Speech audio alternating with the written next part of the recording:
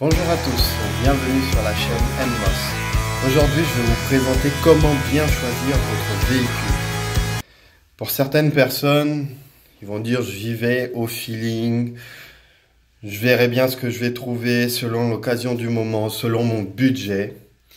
Alors, c'est pas si simple parce que c'est très compliqué de trouver un véhicule qui nous correspond. En général, on se pose pas forcément les bonnes questions.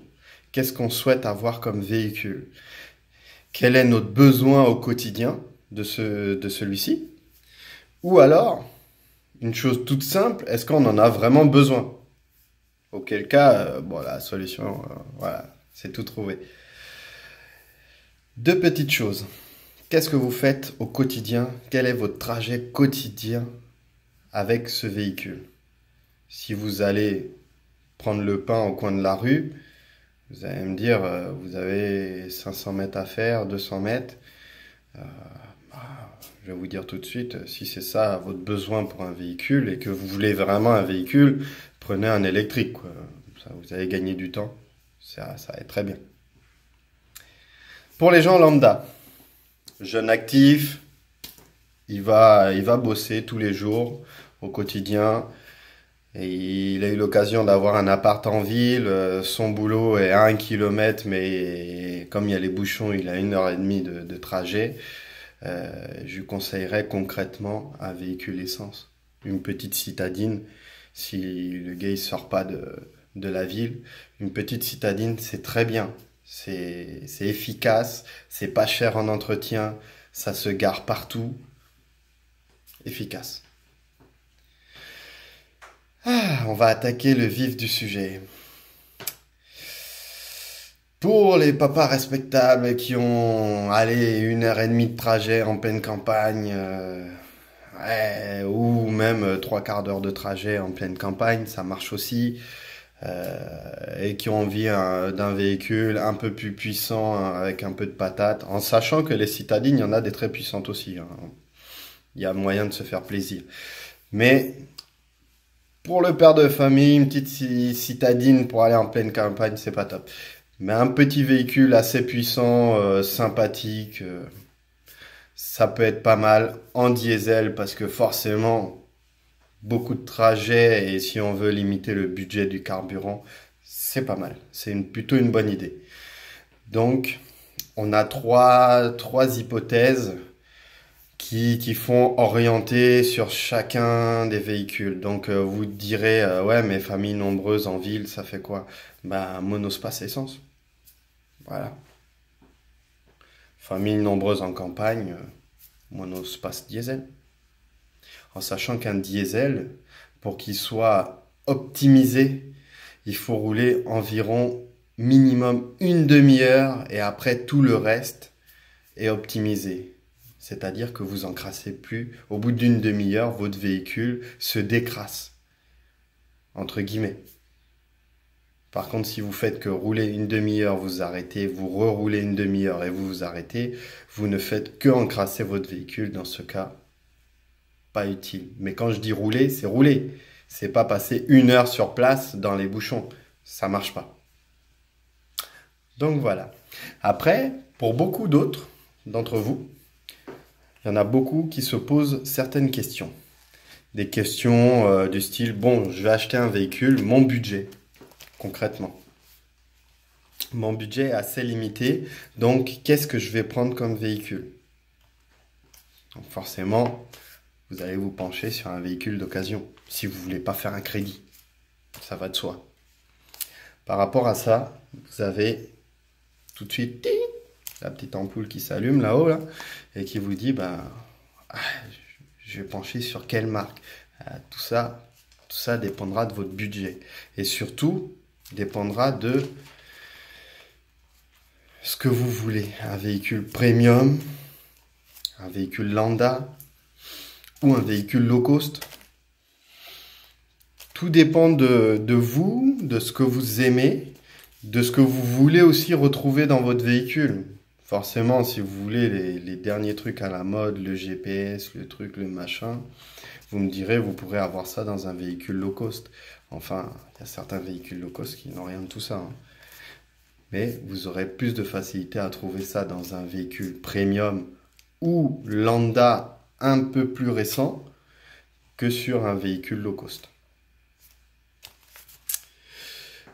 Là, à chacun de voir qu'est-ce qu'il appelle véhicule premium, lambda ou low cost. Mais dans tous les cas, voilà, chacun son premium. Moi, au jour d'aujourd'hui, si je dis ouais, je suis en premium, j'ai une Lamborghini, forcément, si tu demandes à celui qui a une Lamborghini, il va te dire ah, mais mon low cost, c'est une Bentley.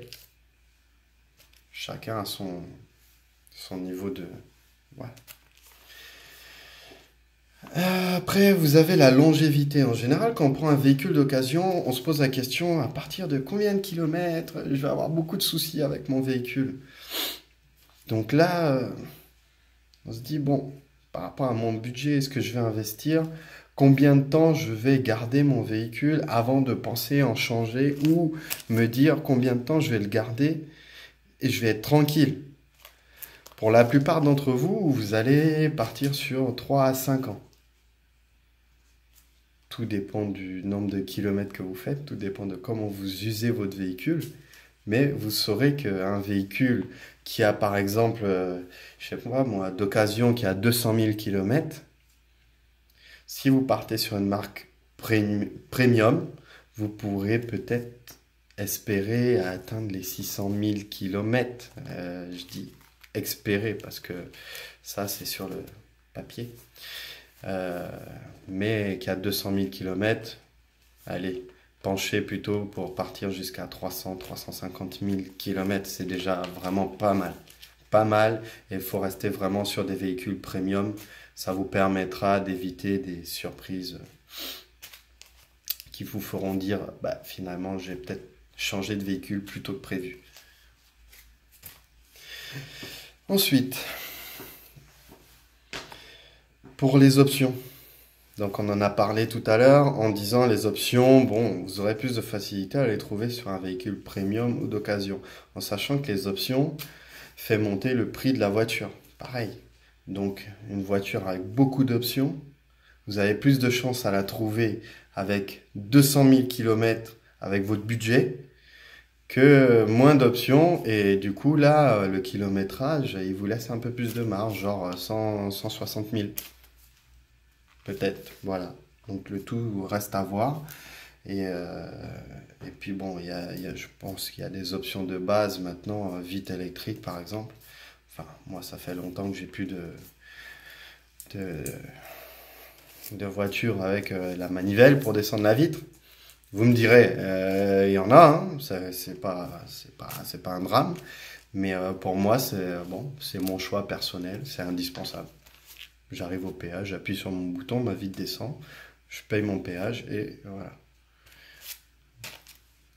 C'est un choix personnel. Je dis bien personnel.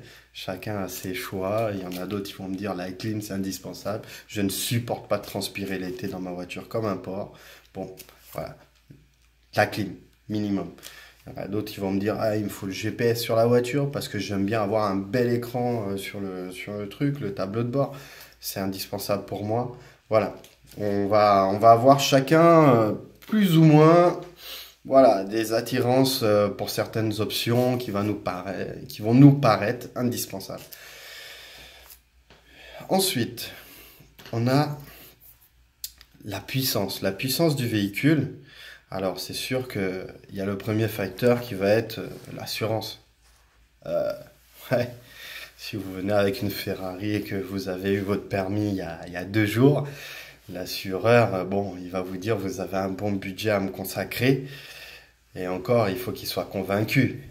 Parce que sinon, pour la plupart du temps, il va vous refuser. Ou alors, vous passez en magouille. Mon père, il a beaucoup de trucs. Je me mets en deuxième conducteur, etc. Tout dépend de ce que vous voulez faire. Mais voilà, la puissance en général, pour certains, c'est synonyme de confort aussi. Ouais.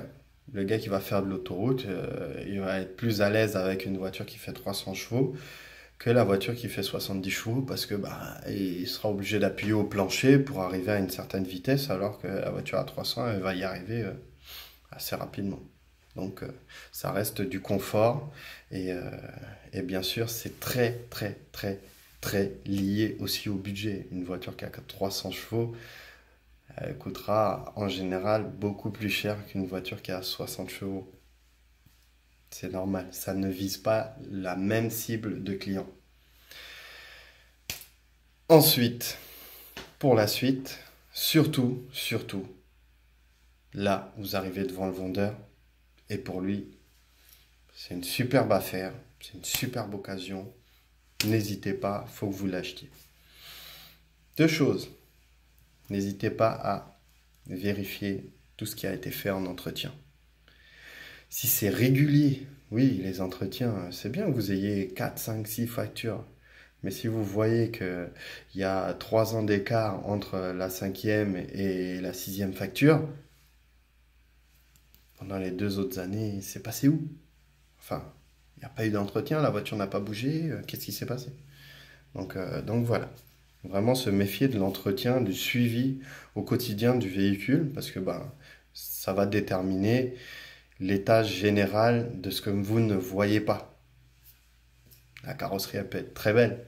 Si le gars il est jamais passé au garage, il n'a jamais fait d'entretien, vous pouvez vous dire le moteur il est pas loin de mourir. Pas de facture, renseignez-vous avec le vendeur.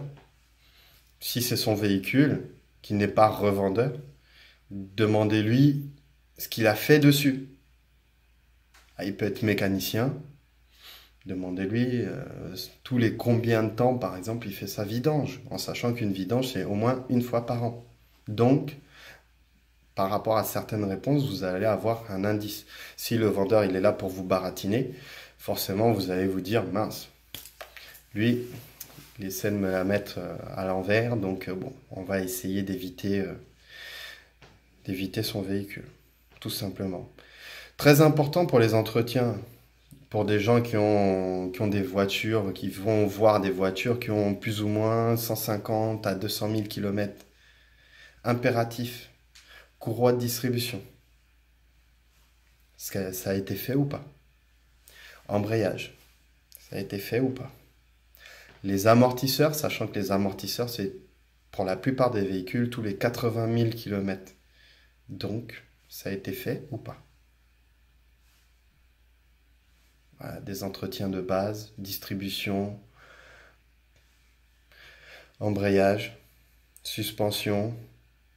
C'est des trucs qui sont chiffrés au kilométrage. Donc les gens qui ont 200 000 km, la distribution, c'est possible qu'elle ait été faite déjà 2 fois. Ou pour certains véhicules, mais là c'est très technique. Pour certains véhicules, c'est à 220 000 km qu'il faut faire la distribution, etc. Bon, vérifiez quand même ce genre de choses. Distribution faite, contrôle technique à jour, embrayage, est-ce que ça a déjà été fait au moins une fois? Voilà. Et les vidanges, l'entretien de base régulier du véhicule, est-ce que c'est suivi? Si c'est pas suivi, voilà. Facture ou pas facture. S'il n'y a pas de facture, demandez les renseignements directement au vendeur. Savoir ce qu'il en pense et essayer de vous renseigner, voir si ce qu'il vous a dit est cohérent ou pas. Auquel cas, prenez vos jambes à haute cou et sauvez-vous. Alors, ensuite, on a des petits trucs du style qu'est-ce qu'il y a à faire sur votre véhicule? Parce que des fois, vous avez des véhicules qui sont en vente et il y a des trucs à faire dessus. Et là, par contre, si vous êtes mécanicien, vous êtes à même d'évaluer l'ampleur des dégâts, le tarif, combien ça va coûter.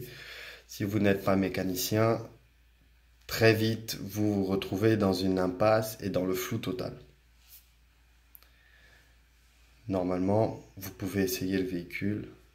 Il y a des centres auto. Vous pouvez arriver voilà, sans rendez-vous, demander à faire contrôler votre véhicule. C'est gratuit. N'hésitez pas. Prenez, je sais pas moi, dites au client que vous prenez 1 heure pour faire son essai de véhicule. Ou alors, s'il ne souhaite pas le faire, allez directement avec ce monsieur je sais pas moi, votre centre auto le plus proche et vous leur demandez de passer le véhicule en contrôle, voir ce qui va pas, quoi. Quel cas, quel cas, demandez au moins le contrôle technique. Au moins, vraiment, s'il y a quelque chose à faire, demandez le contrôle technique. S'il n'y a pas de contrôle technique, demandez au vendeur vraiment de passer chez un professionnel. Le top du top, ce serait que ce soit votre garagiste. Et là, par rapport à ça, il va vous conseiller directement et là, vous pourrez savoir concrètement ce qu'il y a sur le véhicule, si c'est rentable de l'acheter ou pas. Enfin, rentable. Je vous dis pas d'aller revendre la voiture 2 jours plus tard. Ouais, j'ai gagné 500 euros dessus. Mais si vous vous faites pas arnaquer tout simplement, quoi. Et évitez de vous dire, ouais, la voiture en carrosserie, elle est nickel, l'intérieur, il est propre, le gars, il a passé un coup d'aspirateur, il a passé au lavage. Ah, elle est top, la voiture. Il y a des choses que vous ne verrez pas. Par rapport à ce que le garagiste ou le professionnel va vous dire, vous aurez les armes en main pour vous, pour pouvoir négocier le prix. Parce que bon, on vous propose une voiture à 3000, ça ne veut pas dire que vous allez vous pointer devant le gars et l'acheter à 3000. Avec un peu de chance, bon, le gars, il a prévu une marge de manœuvre et vous avez peut-être moyen de récupérer 500 euros. 2500 euros, c'est bien. Pour certaines voitures, ça vous paye la carte grise, un plein d'essence. Top. Donc surtout, n'hésitez pas, regardez cette vidéo. Si elle vous a plu, n'hésitez pas à mettre un petit pouce bleu et à vous abonner à la chaîne. J'en ferai d'autres par rapport à ce genre de sujet. Parce que je comprends bien que j'ai beaucoup d'amis qui savent pas forcément s'orienter pour des véhicules. Et si auquel cas j'ai un sujet que je n'ai pas abordé, n'hésitez pas aussi à vous munir d'un petit commentaire en dessous de la vidéo que je ne manquerai pas de lire et afin de, pour moi, de pouvoir faire d'autres vidéos qui vous concernent, qui vous plairaient aussi. Voilà, auquel cas, je vous dis bonne journée à vous. J'espère que ça vous a plu. N'hésitez pas à mettre un petit pouce bleu et à vous abonner à la chaîne. Bonne journée à vous.